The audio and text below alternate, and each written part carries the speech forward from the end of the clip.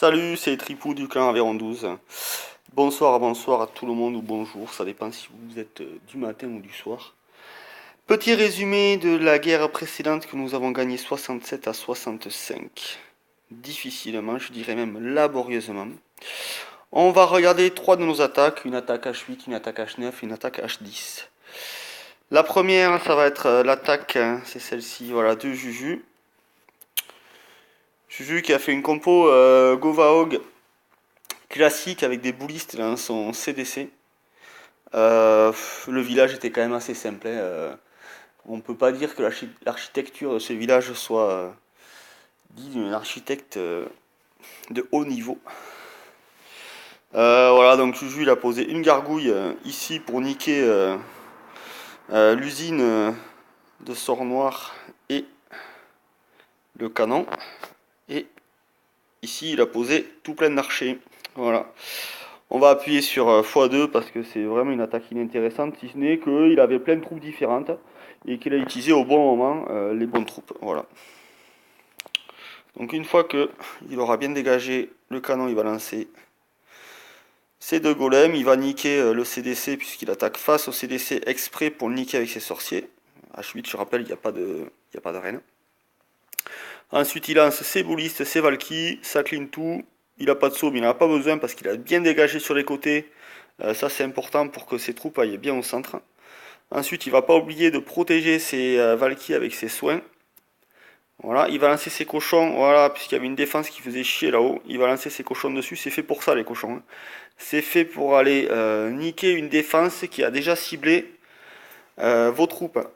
Voilà, il en faut pas beaucoup. Ça sert à rien d'avoir 50 cochons. Il en faut 2, 3, 4.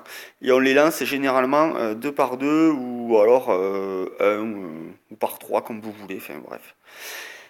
C'est pas très intelligent de mettre des cochons dans le château offensif. Je le dis. Voilà. Parce que le château offensif, vous êtes obligé de le lancer 5 par 5 ou 6 par 6. Et l'intérêt, c'est de lancer petit à petit. Donc 2 par 2 c'est très bien. Là, en l'occurrence, le village étant facile, on a pu lancer 4 par 4. Ensuite, la deuxième attaque, ça sera... on va essayer de faire une attaque vidéo d'une attaque H9. On va regarder... Qu'est-ce qu'on peut regarder? Ah, quelqu'un qui passe souvent sur mes vidéos, c'est Al. Voilà. Alors la dernière fois, il est passé parce qu'il a fait 2 attaques de merde.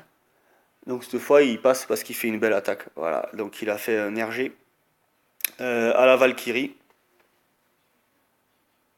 Alors voilà. Donc il va attaquer son RG. C'est pareil, je vais mettre x2 parce que pas beaucoup d'intérêt. C'est un peu lent. Puis après, je mets 2 heures à charger la vidéo aussi. Donc c'est chiant. Voilà, donc le but du jeu, c'est sur son attaque, j'imagine, c'était de clean un maximum de choses, de défense extérieure, de bien dégager. Il a bien dégagé au nord, là, c'est avec des sorciers, là. Parce qu'il n'a pas de golem. Donc, du coup, les Valkyries, il faut qu'elles aillent au centre. Si elles tournent, il perd son attaque. Hein. Il loupe son attaque. Donc là, il a réussi à les faire rentrer. Poser le saut un peu tard. Moi, je l'aurais posé un peu plus tôt. Ça a fonctionné quand même. Les Valkyries, elles tracent, ils les protègent. Alors, on protège toujours les troupes importantes de la troupe de base. Donc là, sa troupe de base, c'est Valky. Il protège, il soigne, c'est Valky. Il va pas soigner son golem, ça sert à rien. Il n'en avait pas de toute façon. Je suis con. Donc voilà. Donc là, ça se passe assez bien. Un petit cochon aurait été intéressant, vous voyez, sur le mortier là. Le sorcier est arrivé quand il fallait, mais s'il a vu un cochon, c'était le cas typique où le cochon était intéressant. Voilà, puis après il va défoncer tout ce qui reste. Donc très belle attaque, bien menée. Il termine avec son roi, il a, je dirais, quelques Valkyries, 3-4 Valkyries encore. Mais voilà, l'attaque a été assez bien gérée, il y avait des petits murs aussi. Voilà. Après on va avoir une attaque H10. Donc on va regarder l'attaque de Muji. Muji qui nous a fait 3 étoiles. Elle n'était pas gagnée celle-là, hein, cette attaque. Je ne l'ai pas vue en live.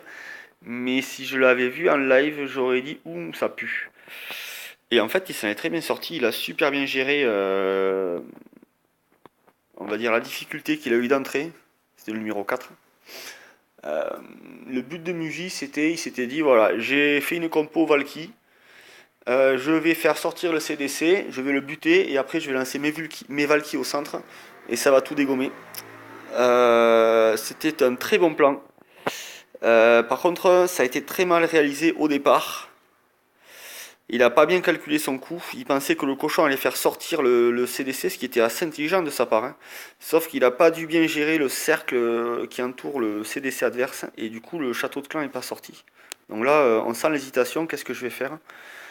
Il décide de poser ses 4 séismes. Donc il ouvre bien le village. Il explose bien. Et ensuite, ensuite le problème, c'est qu'il a ses golems.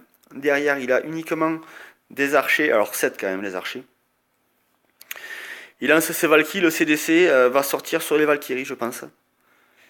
Donc le problème, ça va être... Voilà. En 2 fois, il a lancé ses Valkyries, donc voilà, tac. Le CDC va sortir, tac. Double dragon. Baby drag et drag. Il le gèle, donc ça, c'est un très très bon réflexe. Alors bravo à lui, parce que s'il n'avait pas gelé, il était mort. Donc il a gelé, du coup... Les golems sont restés par là puisqu'il y avait des trucs à péter à côté. Les Valkyries se sont barrées, elles n'ont pas été ciblées. Bon, il n'empêche qu'il faut quand même réussir à buter ces deux enculés de dragons, en parlant bien. Il a sa reine, heureusement. C'est sa seule troupe qui peut arriver à buter ces dragons avec les archers, mais ils sont de l'autre côté. Donc là, il a absolument besoin de sa reine. Il n'a pas de poison en plus. Donc là, yallah, il va utiliser le pouvoir de sa reine au bon moment et il tue tout ça. Voilà, donc il s'en sort comme ça. Alors d'autre côté, on n'a pas montré, mais ça continue de tourner en fait. Il a plein de troupes puisque son roi il est quand même 25, il a plein de petits guerriers qui se sont formés. Et il continue, donc il va prendre le village en étau. Donc sa reine en fait, du coup elle va pas être ciblée, c'est le roi qui tank pour la reine. Donc la reine en profite pour buter les défenses et puis elle va finir par buter les défenses, le canon notamment qui emmerde bien son monde. Donc le roi il s'en sert de golem là concrètement parce que il fait rien le roi, hein, il fait golem, il tank. Et du coup toutes les troupes se rapprochent, c'est l'effet tenaille, très connu des joueurs de Clash of Clans et des bricoleurs aussi, hein. Donc voilà. Donc bravo Muji, c'était mal barré mais tu t'es super bien rattrapé. Ensuite je voulais montrer une attaque de Céline, 3 étoiles. J'en ai pas trouvé. Je suis désolé Céline, dur hein. Dur. Donc j'espère la prochaine vidéo montrer une attaque de toi. Je sais que tu vas me chambrer si je fais pas 3 étoiles sur celle-là, parce que je suis inscrit sur la prochaine guerre. J'ai pas de cible, donc on va voir ce qu'on va faire.